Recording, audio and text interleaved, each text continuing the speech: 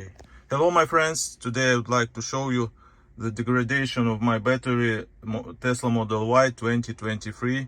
Now is 1 year I use my car and I want to show you how much kilometers I can drive now.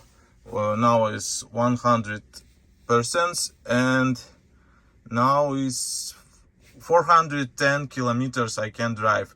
And when I bought a car 1 year ago, it was 100% was 418 kilometers. So 8 kilometers now lost.